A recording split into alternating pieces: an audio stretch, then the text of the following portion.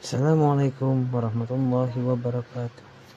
Kembali lagi bersama Sublahan Radio. Untuk menambah semangat, jangan lupa di like dan subscribe serta tekan tombol lonceng biar tidak ketinggalan cerita horor di channel ini. Langsung saja ke ceritanya. Pernahkah Gansis takut ke kamar mandi sendiri? Apalagi jika kamar mandinya berada di luar, bikin dek-dek ceria. Cerita ini diambil dari kisah seorang anak santri dan dibumbui sedikit fiksi. Malam itu, tepat pukul 11.30 malam, semua teman sekamarku telah tidur terlelap. Aku terbangun karena merasakan basah di tempat tidur. Benarlah, darah haidku sudah membanjiri celana dan selimut. Aisyah, Aisyah, seruku kepada teman yang tidur tepat di sampingku. Namun, ia bergeming, tampak lelap dalam tidurnya. Aku beranjak dari tempat tidur, membereskan selimut dan membawa baju ganti ke kamar mandi yang tidak jauh dari kamar asrama. Sebenarnya nyaliku ciut ketika melihat jam kecil yang ada di pergelangan tangan menunjukkan pukul 11 lewat, tapi kali ini aku harus memberanikan diri ke kamar mandi seorang diri. Aku berjalan perlahan menuju kamar mandi di ujung deretan kamar asrama putri. Mataku awas mengitari sekeliling, tak ada seorang pun yang tampak di sekitar.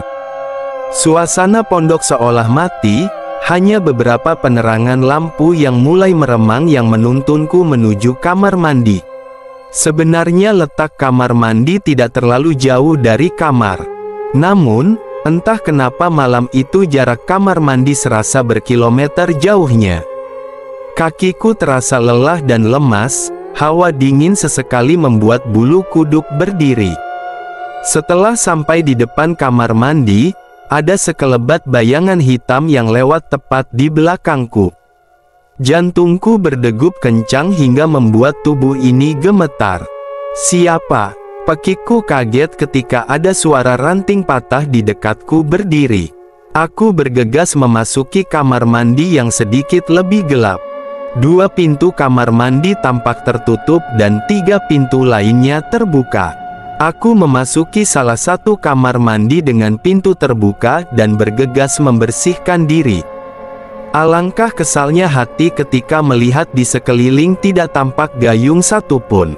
Namun, tak lama terdengar suara guyuran air dari dalam kamar mandi sebelah. Alhamdulillah, ada orang di sebelah, gumamku pelan. "Uhti, boleh pinjam gayungnya?" seruku sembari mengulurkan tangan ke atas kamar mandi sebelah. Prak! Sebuah gayung sepertinya dilempar oleh seseorang yang ada di kamar mandi sebelah. Aku mengambil gayung dengan perasaan aneh. Bukannya memberikan gayung itu langsung ke tanganku, malah dilempar begitu saja. Aku pun bergegas mengganti pakaian, membilas celana dan selimut yang penuh darah. Sesekali aku juga masih mendengar suara guyuran air dari kamar mandi sebelah. Setidaknya itu membuatku sedikit tenang. Selang beberapa menit, aku keluar dari kamar mandi dengan perasaan lega.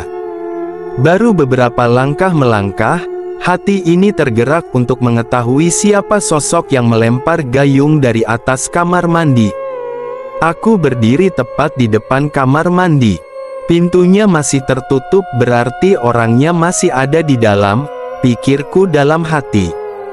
"Uhti, Uhti," seruku sembari mengetuk pintu. Lama menunggu tidak ada jawaban dari dalam.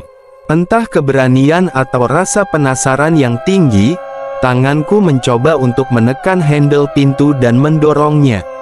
"Arregegege," pekikku nyaring ketika melihat sosok anak perempuan sebaya denganku yang mengenakan pakaian berlumuran darah. Setelah itu aku tidak ingat apa-apa lagi. Keesokan harinya, aku sudah terbaring lemas di dalam kamar asrama. Aku membuka mata perlahan, tampak ada beberapa kakak kelas dan ustazah di sampingku. "Alhamdulillah, kamu sudah sadar, Dek," ucap Ustazah Luna dengan tersenyum. Kamu tidak apa-apa, tanya Ustazah lembut. Aku hanya bisa menggeleng pelan, kepalaku serasa berat dan sakit. Tadi malam kamu kenapa? Tanya Ustazah penasaran. Tadi malam teman-teman menemukanmu tergeletak di depan kamar mandi, lanjut Ustazah. Aku terdiam sejenak, mencoba mengingat kejadian semalam. Aregegege, pekikku sembari memeluk Ustazah.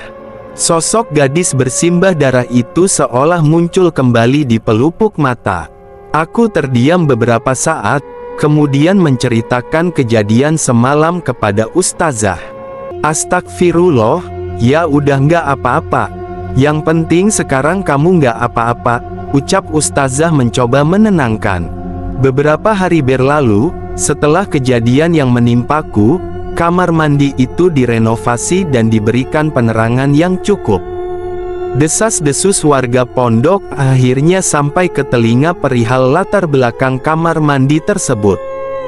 Beberapa tahun yang lalu, jauh sebelum aku masuk pondok, ada seorang siswi yang ditemukan tewas di kamar mandi.